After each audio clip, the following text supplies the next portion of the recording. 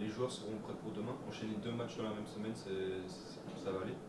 On l'a déjà fait plusieurs fois cette saison, avec plus ou moins de réussite. En tout cas, moi, depuis que je suis arrivé, je crois que c'est la troisième fois. Euh, voilà, donc bon, il y a une récupération qui est importante entre les deux matchs, sachant qu'en plus on a eu un voyage, parce que Martin n'est pas à la porte d'à côté. Et voilà, on se prépare à ça, en tout cas avec l'idée aussi de pouvoir amener de la fraîcheur aussi dans l'équipe qui va démarrer, peut-être. Donc ça fait partie des ingrédients. Certains peuvent enchaîner des matchs, d'autres c'est moins le cas. Certains peuvent en enchaîner dans telle période, d'autres c'est moins le cas. Voilà, euh, il y a un peu tous les cas de figure, mais on s'y est préparé, bien sûr. Comment on organise une semaine alors entre lundi et demain j'imagine que les entraînements ils sont peut-être un peu chamboulés, peut-être qu'il y a plus de repos, peut-être qu'il y a plus de soins Ouais, ouais, bah forcément c'est plus de récupération parce que hier on était à J+2, c'est la journée la plus critique après un match, et à J-2. Donc déjà dans la préparation du match de Cholet, on est revenu mardi soir en TGV. Il y a eu un peu de perturbation pour les raisons que vous imaginez. Voilà, donc un voyage assez long. Après, on avait tout prévu aussi pour optimiser la récupération à travers les entraînements et puis aussi différentes actions. On, on envisage tout. Après, le verdict, c'est le terrain. Forcément, c'est c'est un peu la problématique des équipes qui jouent le lundi dans ce championnat, c'est qu'elles rejouent le vendredi, face à des équipes qui ont eu une semaine, on va dire, normale. Alors on s'adapte. on peut Mais ça s'adapter. avait été le cas après, dernièrement, c'était après Concarneau, on avait fait un gros match, et on est allé faire un gros match à Orestar qui pour leur cas, avait une semaine classique d'entraînement. On peut s'attendre à un 11 différent avec des joueurs plus frais. Tout est possible, tout est possible. Ouais. C'est pour ça que aussi les séances, notamment la dernière, est un bon indicateur par rapport à ça. Quelles sont les leçons que vous tirez de votre Excuse-moi, excuse-moi. Il faut tenir compte aussi du temps qui évolue, la chaleur, ce qu'on a connu aussi à Martigues. Donc ça, c'est tous des aspects pour lesquels il faut être vigilant aussi. Excuse-moi. Et quelles sont les leçons que vous tirez là, de votre déplacement à Martigues, justement avant ce match contre Cholet? On a vu une équipe plus en difficulté que contre Versailles, ces deux équipes de tableau. Voilà, quels sont vous les enseignements que vous en avez tirés? Alors l'idée, c'est vraiment de se projeter sur Cholet, donc de tirer pas un trait définitif, parce qu'il faut aussi s'en servir. Sur Martigues, où on a fait une mi-temps très compliquée, pour pas dire plus, avec malgré tout le bonheur d'ouvrir la marque sur quasiment une des seules actions collectives dignes de ce nom. Et voilà, on était défaillant dans pas mal de domaines. C'était moins le cas en deuxième mi-temps, mais sans pouvoir revenir à la marque. Et puis en s'exposant comment dire, au troisième but Martégal. Mais si on compare les deux matchs, forcément, c'est deux matchs complètement différents. Où globalement, contre Versailles, on a maîtrisé beaucoup de choses. C'était moins le cas à Martigues. Voilà, aujourd'hui, il faut être dans un mode combatif sur le prochain match. Et demain ça va être encore un gros challenge face à une équipe de Cholet. Et puis, et ainsi de suite sur les matchs qui viendront.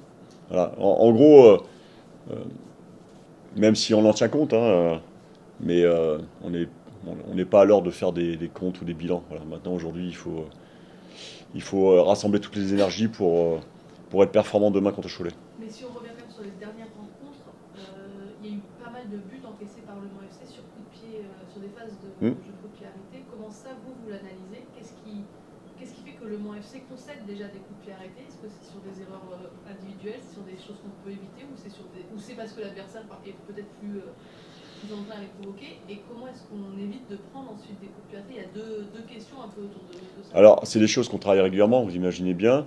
Euh, euh, il y a plusieurs facteurs qui font qu'on encaisse ou pas, qu'on marque ou pas, parce qu'il y a ça aussi, hein. Et, euh, Et mais quand on n'en encaisse pas, on a envie de toujours ne pas encaisser, hein. Donc on continue à travailler ces aspects-là, parce que chaque adversaire a aussi ses particularités, des bons tireurs, du gabarit, et ainsi de suite. Donc c'est un rapport de force. Des fois c'est très bien tiré, c'est très bien attaqué, et même en étant, j'ai envie de dire, au duel, on ne peut pas forcément éviter de prendre un but. Et l'inverse est vrai aussi. Et d'autres fois, bah, ça peut être une erreur individuelle de concentration, un lâchage de marquage sur un second ballon, c'est un mauvais positionnement de départ, c'est en fonction de la hauteur du coup franc excentré, si c'est le cas, un mauvais alignement, c'est une reprise de marquage, des fois c'est un but concédé en trois temps. Donc il y a le marquage, la reprise de marquage et peut-être aussi le troisième temps. C'est des choses travaillées régulièrement. Forcément, on stigmatise un peu plus quand, bah, comme c'est le cas actuellement, on prend des buts sur coup de pied arrêté. Après, chaque situation est différente, mais en tout cas, il y a une responsabilisation individuelle et collective sur ces situations qui doit être beaucoup plus importante, ouais. Et en tout cas, la concentration. Donc c'est plus bah, de concentration, pour vous il y a plus un manque mental entre guillemets que physique. C'est pas parce que des grands gabarits, on sait qu'au mercato d'hiver vous étiez renforcé justement avec des joueurs un peu plus grands. Alors celui qui était là sur les derniers matchs effectivement. Donc c'est pour vous c'est plus un manque mental on va dire que physique, que de capacité physique du groupe. Si à un moment donné, dans les joueurs, à la réception d'un corner ou d'un coup franc, vous avez un joueur d'1m70 et qui se retrouve tout seul, là on n'est plus sur une histoire de taille, parce qu'il peut marquer dans un premier temps, il peut marquer sur un ballon relâché. Euh, tout est important, on essaye de tout anticiper, parce que je parle surtout sur les coups de pied arrêtés défensifs, on a des adversaires bon, qui ont des stratégies, comme nous on en a aussi, euh, qui ont des zones où ils frappent un peu plus les coups de pied arrêtés, des fois des zones différentes en fonction de ce que nous on prépare. On a des joueurs de grande taille, notamment Armand, qui prend beaucoup d'espace. Des fois, ils essaient de les éviter, donc nous, on essaie d'anticiper ça aussi. Mais ça sera toujours une histoire de concentration, de responsabilisation et puis d'engagement. Euh, Quelles que soient les méthodes, soit le marquage de zone, l'individuel, de la mixte. Voilà, moi, je suis partagé sur les différents aspects, mais j'ai mon idée à moi, mais ça sera toujours une histoire d'engagement, de responsabilisation et de concentration. Est-ce que c'est ce qui manque justement au groupe au-delà des coups de pied arrêtés sur le jeu souvent? Bah là, on était sur les coups de pied arrêtés. Après, si on va sur le jeu, on est... il y a des choses qu'on répète depuis pas mal de temps. Certainement, vous évoquiez avant que j'arrive, c'est sur notre inconstance. Voilà, donc on sort d'un match. Voilà, s'il y a une logique, on doit gagner contre Versailles en faisant ce qu'il faut, globalement. Et un où on ne fait pas ce qu'il faut et qu'on perd logiquement. Voilà, donc aujourd'hui, je parle, hein. Et l'idée, c'est que demain, ça soit pas la même. Aujourd'hui, quand on est performant, on ne gagne pas. Et quand on ne l'est pas, on perd. Voilà, donc il faut inverser ça. Demain, donc Cholet à domicile, qui sont pas dans une très grande forme. Est-ce que c'est le moment de jouer Cholet? C'est quoi une grande forme pour vous? Pardon. C'est quoi une grande forme pour vous? Une grande forme, c'est quand même enchaîner les victoires. Là, Cholet n'est pas sur une série de victoires.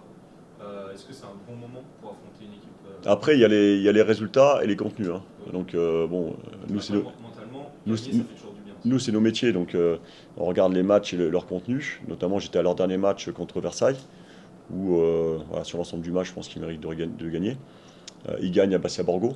Voilà. Après, ils étaient sur une série de 5 matchs sans victoire. Donc, mais c'est une équipe dynamique, qui court, cohérente à tout point de vue, voilà, qui a la qualité sur toutes les lignes, qui a de la vitesse.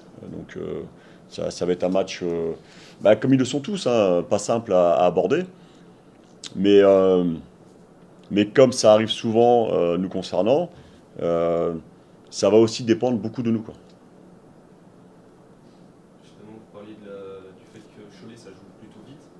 Il y a aussi des joueurs dans l'effectif du Mans FC qui peuvent jouer vite. Est-ce qu'on peut s'attendre à un jeu voilà, rapide avec des relances, comme là vous avez été capable de marquer sur un contre à Martigues? Est-ce que Pas du tout, là. C'était pas un contre. sur une Andouillé qui est tout seul sur une C'est tête. c'est pas un contre. Ça, avec le... C'est un ballon récupéré haut sur une attaque Voilà. placée. Ouais. Ok. Est-ce que on peut s'attendre à encore du jeu offensif des deux côtés? Bah, il y a ce que je veux, la façon dont je veux voir évoluer mon équipe, ce qu'on est capable de faire à l'instant T sur le match, ce que oppose l'adversaire aussi défensivement. Euh, En tous les cas, ça fait partie des aspects sur lesquels on doit être plus performant, sur les attaques, parler d'attaque rapide, hein, j'imagine. Euh, ouais, je veux qu'on emballe plus les matchs, qu'on mette un peu plus de jeu vers l'avant, qu'on soit plus conquérant, je parle ne serait-ce qu'offensivement, avec toujours cette sécurité défensive bien sûr, mais c'est l'idée tout le temps. Euh, voilà, d'où la frustration aussi des fois, parce qu'on est capable de le faire, on l'a fait souvent, pas assez, mais on l'a fait souvent. Et puis gagner ce rapport de force par rapport à l'adversaire qui lui aussi met en place des choses pour venir nous embêter, on va dire.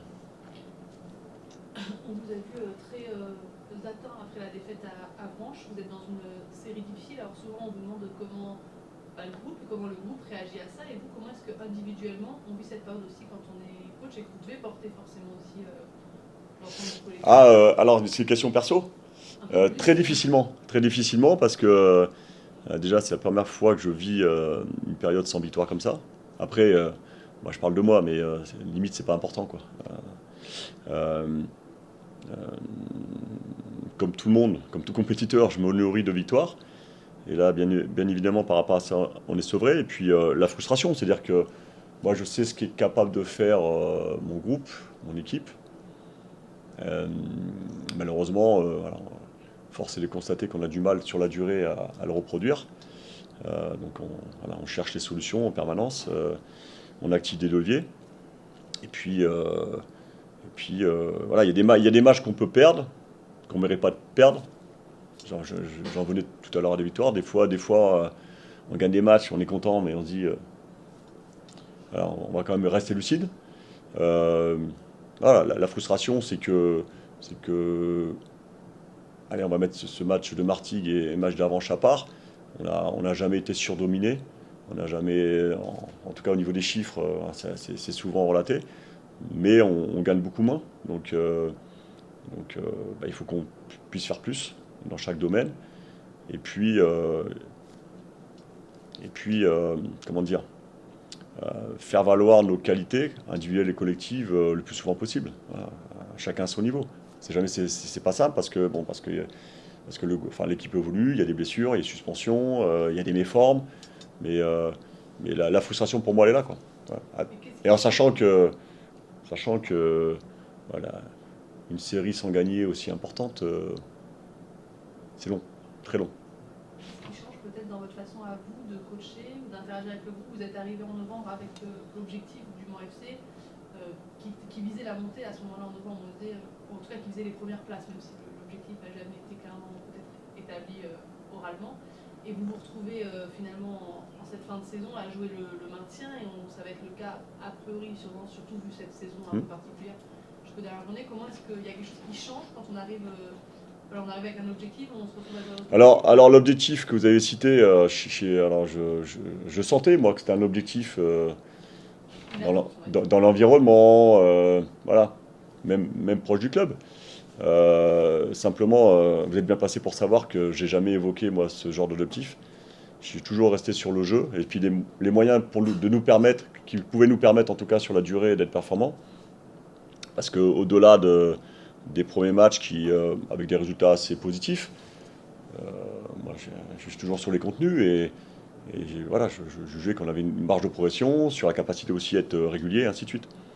Donc, l'objectif pour moi c'était celui-là, uniquement celui-là. Et j'en ai jamais dévié. Là où j'ai mis les pieds dans le plat, c'est il y a 3 matchs. Par rapport à la configuration du championnat, par rapport à notre inconstance, et puis en étant responsable et puis lucide quoi. C'est de dire voilà, aujourd'hui l'objectif c'est le maintien. Parce que j'en voyais pas d'autre à ce moment-là quoi. Et puis et je trouvais qu'il y avait un décalage entre les attentes par rapport à l'équipe et ce qu'elle est capable de donner pour l'instant. Voilà. Et donc je voulais surtout qu'on arrête de rêver. Et c'est difficile parce que moi j'aimerais parler de montée, hein.